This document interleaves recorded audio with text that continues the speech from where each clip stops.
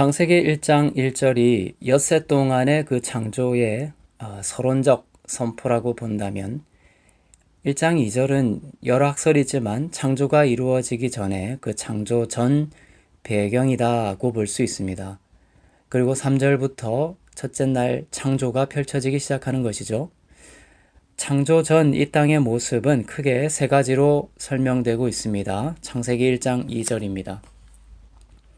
땅은 형태가 없고 비어 있었으며 어둠이 깊은 물 위에 있었고 하나님의 영은 수면 위에 움직이고 계셨습니다. 창조전 배경은 어떻습니까? 첫째, 땅은 형태가 없고 비어 있었습니다. 둘째, 어둠이 깊은 물 위에 있었습니다. 셋째, 하나님의 영이 수면 위에 움직이고 계셨습니다. 이 세 가지의 모습이 배경인데요. 이것을 배경으로 창조가 이루어지는 모습을 본문이 기록하고 있습니다. 이 창조의 모습, 이것은 문자 그대로 이루어졌습니다. 또한 중요한 것은 그 배경 속에서 이루어진 그 창조가 구원의 이야기를 함의하고 있다라는 것을 항상 기억하시기를 바랍니다. 창조를 보면서 우리는 오늘날 그 성령을 통하여 우리들에게 어떻게 구원이 새 창조의 방법을 통해서 이루어지고 있는지를 깨달아야 하는 것이죠. 창조의 배경은 첫째, 땅이 형태가 없고 비어 있었습니다. 히브리어로는 토후 그리고 보후라고 되어 있습니다. 우선 형태가 없었죠. formless라는 겁니다. 그리고 텅 비어 있었다. empty입니다. 틀도 없고 내용물도 없는 완전한 무질서의 상태입니다. 이 상태는 허물과 죄로 죽은 채로 태어나는 각기 자기 소견이 옳은 대로 행하며 각기 제 갈 길로 간 어둠의 백성들을 구원의 관점에서 동시에 상징하고 있는 것이죠. 토후보우라는 단어가 나오는 것이 또 있습니다. 예레미야 4장 22절에서 23절입니다. 내 백성은 어리석어 나를 알지 못한다. 그들은 어리석은 아이들이어서 분별력을 갖고 있지 않다. 그들은 악을 행하는 데는 능숙하지만 선을 행할 줄 모른다. 내가 땅을 보니 형태가 없고 비어 있었다. 토후보우가 여기 나오죠. 하늘을 보니 그곳에는 빛이 없었다. 하나님과 멀어진 타락한 인간을 이처럼 땅이 형태가 없고 비어 있었다라고 다시 표현함으로써 창세기 1장 2절의 그 토후보후의 의미가 창조 전 그 무의 상태이기도 하지만 예수님을 믿기 전에 그 인간의 그 죽어있는 상태를 말하는 그 구속사적 의미도 동시에 내포하고 있음을 우리는 알아챌 수가 있는 것이죠. 이 형태 없고 내용물도 없는 토후보후의 상태는 빛이 오면 절대로 그 상태 그대로 있지 못합니다. 마치 예수님이 지나가는 곳마다 그대로 있지 않았던 것처럼 말이죠. 모든 죽어가는 것들이 예수님이 지나가는 곳마다 살아났습니다. 이렇게 형태도 없고 또한 내용물도 없는 상태를 온전하게 하는 것이 첫째 날부터 여섯째 날까지의 창조 기록이에요. 첫째 날, 둘째 날, 셋째 날은 형태에 대한 이야기예요. 틀이 만들어지는 겁니다. 그리고 넷째 날, 다섯째 날, 여섯째 날은 그 틀과 그 형태를 채우는 내용물이 만들어집니다. 그렇게 무질서한 세계는 온전한 창조의 모습을 가지게 되는 것입니다. 또한 그 온전한 모습은 여섯째 날 인간의 그 창조로 절정에 달하게 되죠. 여섯째 날에 심히 보기에 좋았더라 라고 그 머워드, 심히가 덧붙여져 있는 이유도 여기 있습니다. 첫째 날은 빛이 틀로 만들어지고 이에 대항한 날은 넷째 날이죠. 넷째 날에 그 빛을 반사해서 땅을 비추는 해, 달, 별이 그 내용물로 만들어집니다. 둘째 날은 하늘이 만들어지면서 하늘 위의 물과 하늘 아래의 물이라는 그 틀이 만들어지고 이에 대응해서 다섯째 날에는 그 하늘을 나는 새와 물에 사는 온갖 생물들이 만들어집니다. 셋째 날에는 물이 물러가면서 땅과 바다가 그 틀로 만들어지고 이에 대응해서 여섯째 날에는 그 땅에 사는 땅의 생물들과 사람이 창조가 됩니다. 이처럼 창조는 틀도 없고 내용물도 없는 완전한 무질서, 완전한 절망 가운데 하나님의 영, 곧 성령 하나님께서 예수 그리스도를 통하여 하나님의 명령을 받아 영광으로 가득 찬 창조 질서, 곧 온전한 틀과 그 내용을 만들어내고 계신 겁니다. 여기에는 성경을 통한 구원이 힌트되고 있습니다. 구약의 그 성전이 틀로 만들어지고 그 틀 안에 하나님의 영광으로 채워진 것처럼 성령이 오셔서 새로운 피조물이라는 틀을 만드시고 하나님의 영광과 형상과 성품으로 그 틀을 채우시사 온전한 하나님의 백성 또 온전한 하나님의 사람으로 하나님의 교회, 하나님의 성도들을 새 창조해 가시는 모습이 이 첫째 날부터 여섯째 날까지의 그 창조되는 틀과 창조되는 그 내용물 속에 함의되어 선포되고 있는 것이죠. 창조의 배경은 또한 어둠이 깊은 물 위에 있었고 하나님의 영이 수면 위에 움직이고 계셨습니다. 어둠이 깊은 물 위에 있었다. 그것을 원어로 보면 어둠이 깊음으로 나타났다 라고 의미가 그렇습니다. 어둠이 더할 나위 없이 깊었다라는 것이죠. 이 어둠을 사탄의 세력으로 보는 학자도 있고 또 그렇게 보지 않는 학자들도 있습니다. 이때 어둠을 사탄으로 해석하는데 부정적인 입장은 창세기 1장 1절을 첫 창조로 보고 1장 2절을 첫 창조의 실패로 보고 1장 3절을 그 실패한 창조를 다시 창조하는 한 번 더 창조하는 내용이라고 해석하는 학파들을 비판하는 과정에서 나온 겁니다. 그러나 창세기 1장 2절을 창조의 전체적인 선포라고 보고 창세기 1장 2절을 창조의 배경으로 본다면 1장 2절의 그 어둠을 타락한 사탄의 존재와 관련지어 해석하는 여지도 있을 수 있게 되는 것이죠. 어찌됐건 이 어둠이 사탄이다 아니다를 놓고 지나치게 갈등하거나 고민할 것은 아닙니다. 중요한 것은 그 어둠이 하나님의 영, 곧 성령의 창조하시는 역사에 굴복되고 있다는 겁니다. 구속사적 함의로 본다면 1장 2절은 복음에 대한 이야기라고 했습니다. 빛은 반드시 어둠을 이긴다는 복음을 선포하고 있는 것이 2절입니다. 요한복음 1장 5절에서 이런 말씀이 있죠. 빛이 어둠에 비치되 어둠이 이기지 못하더라. 여기서도 이 진리가 선포되고 있습니다. 어둠이 아무리 저항해도 하나님이 택하신 자 가운데 비추신 그 빛 때문에 이 어둠은 이 빛을 이기지 못하게 되는 것이죠. 이것을 저항할 수 없는 은혜다라고 합니다. 믿는 자들은 그렇게 은혜에 끌려가는 인생을 살게 되어 있습니다.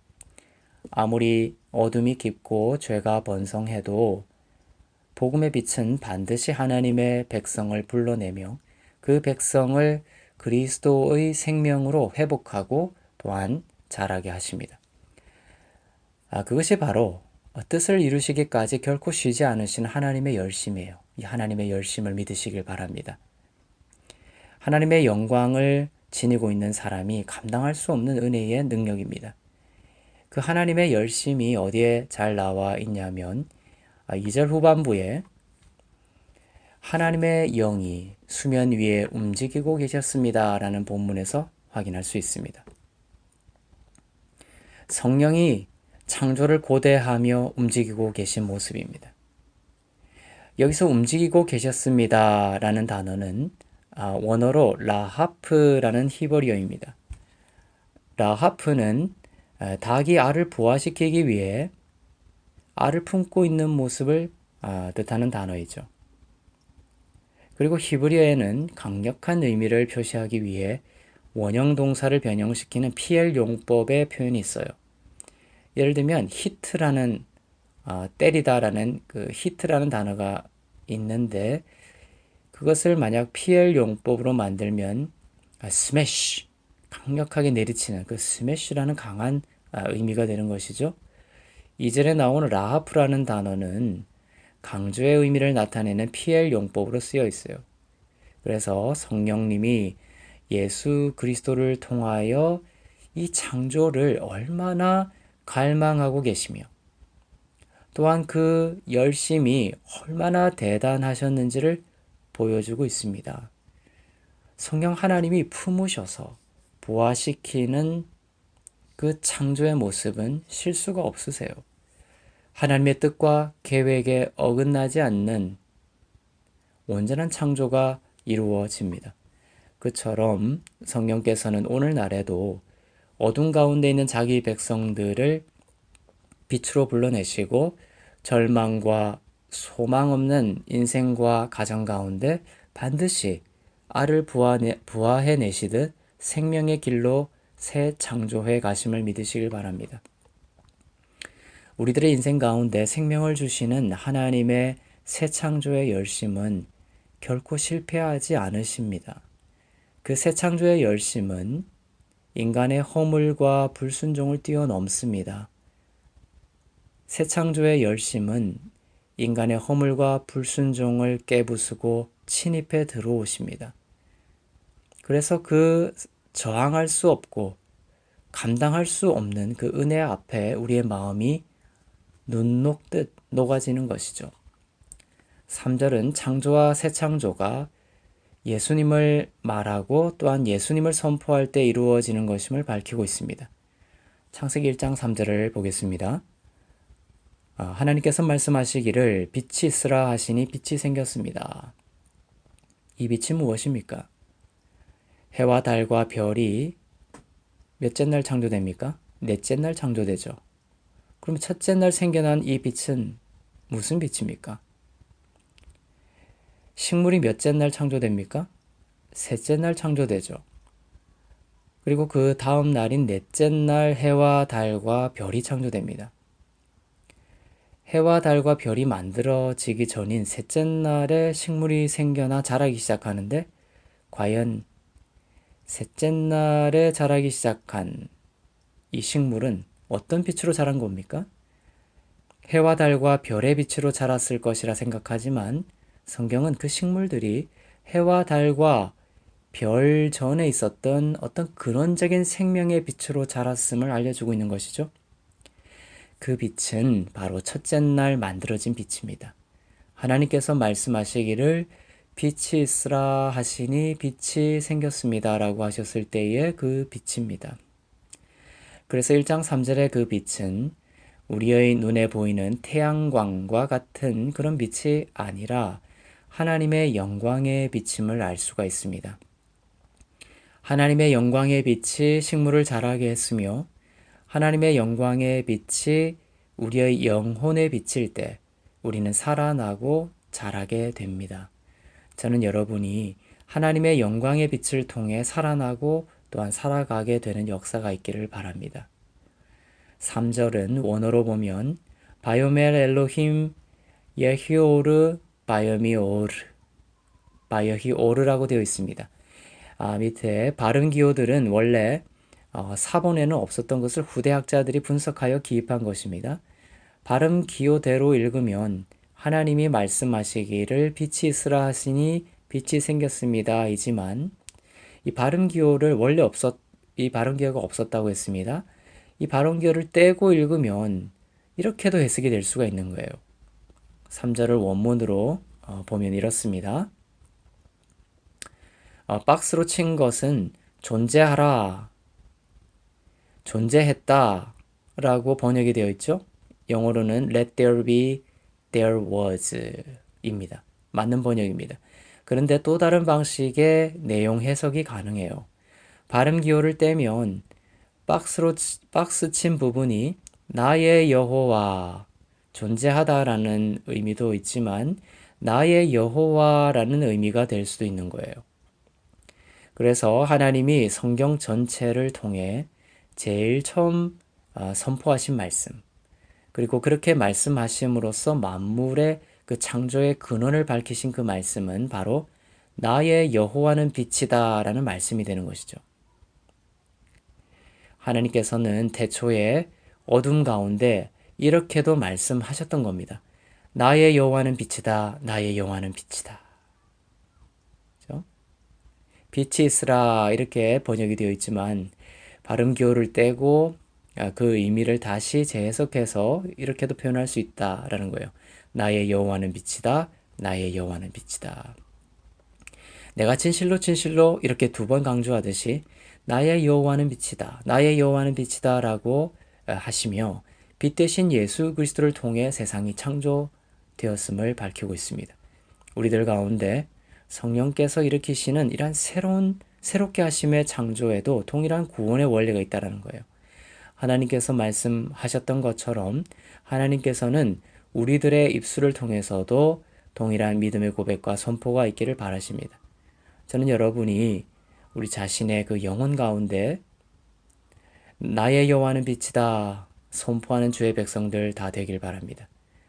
여러분이 자신의 영혼 가운데 내가 빛 대신 예수님 안에 있으므로 내가 의로움을 입고 구원에 이르게 되었다라고 선포하는 주의 백성들 되시길 바랍니다. 그때에 그렇게 선포할 때에 그렇게 빛 대신 주님을 바라볼 때에 무는 유가 되고 무질서는 질서가 되고 절망과 낭망은 생명과 소망이 됩니다. 나의 여호와는 빛이다 라고 선포하라고 했는데 그 여호와가 무슨 의미냐라는 거예요. 왜냐하면 여호와의 참된 의미가 우리 믿음의 고백 가운데 있어야 되기 때문입니다. 여호와는 히브리어로 야훼입니다. 그리고 그 야훼는 4개의 히브리어 알파벳으로 구성되어 있습니다. 야훼라는 글자를 한번 사진으로 볼까요? 야훼는 언약의 하나님의 이름인데 이름에서 보듯이 야훼는 성육신 하시어 언약을 지키시는 예수 그리스도의 이름이라는 것을 볼 수 있습니다. 죽기까지 우리를 사랑하시고 사랑하시되 끝까지 사랑하시는 예수 그리스도의 이름이 바로 야훼예요. 이 야훼라는 이름이 창세기 1장에는 등장하지 않습니다. 인간을 구원하시는 언약 성취의 그 예수의 이름이기 때문에 인간 창조에 대한 본격적인 이야기가 기록되는 창세기 2장 4절부터 여호와 하나님이라는 표현으로 등장하기 시작합니다. 인간 구원을 위해 죽으시는 야훼의 이름은 실제로 예수님이 십자가에 달리셨을 때 다시 등장합니다. 십자가 위에는 팻말이 걸리는데 예수님을 조롱하기 위해 나사렛 예수 유대인의 왕이라는 내용이 3가지 언어로 쓰여져서 걸립니다. 히브리어, 헬라어, 라틴어로 쓰여져서 걸리죠. 그런데 그 팻말을 보고 제사장들이 분노하여 자칭 유대인의 왕이다라고 다시 쓸 것을 요청합니다. 그러나 빌라도는 히브리어를 몰랐기 때문에 그들이 쓸 것을 썼다라고 하면서 놔두라고 하죠. 그렇게 하나님의 섭리에 의해 팻말이부터 만방에 선포됩니다. 제사장들은 그 글자에서 무엇을 봤기 때문에 그렇게 다시 그것은 거룩하지 못하고 신을 못 오가는 것이기 때문에 다시 쓰라고 했을까요? 나세렛 예수 유대인의 왕을 히브리어로 쓰면 예슈아 하나자리 베멜렉 하여후딤이라는 글자인데 그 앞자를 따서 읽으면 야훼라는 글자가 나와요. 너무나 거룩해서 읽지도 못했고 너무나 거룩해서 비워두기도 했고 너무나 거룩해서 몸을 씻고 돌아와서 두려운 마음으로 써야만 했던 그 야훼라는 이름이 예수님의 십자가에 걸린 것이죠. 이로써 하나님께서는 창세기 그 2장 4절에서 인간을 창조하시면서 인간을 위해 죽으실 것을 예고하신 야훼의 이름이 실제로 수천 년이 지난 뒤에 야훼로 오셔서 십자가에 걸려 죽으심으로 언약을 성취하셨음을 만방에 선포하신 겁니다. 이처럼 야훼는 죽으시고 부활하시어 우리 죄를 씻으시고 의롭다 하신 예수님의 이름입니다. 이처럼 창세기 1장 2절의 영광의 빛은 구속사적인 의미로 예수님을 의미합니다. 창세기 1장 2절은 그 영광의 빛이 바로 아들 예수 그리스도임을 분명히 선포하고 있습니다. 창세기 1장 2절을 읽겠습니다. 그 아들은 하나님의 영광의 광채이시며 하나님의 본체의 형상이십니다. 또한 그분은 그분의 능력 있는 말씀으로 만물을 붙드시며 그 자신을 통해 죄를 깨끗게 하는 일을 하시고 높은 곳에 계시는 존귀한 분의 오른편에 앉으셨습니다. 이처럼 1장 2절은 나의 여호와는 빛이다는 하나님의 말씀은 곧 나의 예수님은 빛이다는 의미가 된다는 거예요. 이것이 여러분의 믿음의 고백이 될 때 성령을 통한 새 창조를 더욱 놀랍게 경험하게 될 것입니다. 나의 예수님은 빛이다. 나의 예수님은 빛이심으로 예수님 안에서 나는 빛이다. 나의 예수님은 빛이심으로 나는 죄 사함을 받고 의롭게 여겨짐을 받았다. 이 믿음의 고백과 선포를 통해 여러분은 믿음과 신앙의 장성한 분량에 이르게 되는 거예요. 여러분의 노력으로가 아니라 이것이 선포될 때 성령의 능력으로 말이죠. 행위가 강조되는 시대 속에 살고 있어요. 정작 그러다 보면 말씀과 믿음과 선포의 권위가 무시되는 경우를 흔히 봅니다. 그러나 우리는 말씀의 권위를 잃어버리면, 말씀 안에 안식하는 것을 잃어버리면 참된 행위의 열매가 맺히지 못한다라는 것을 알아야 됩니다.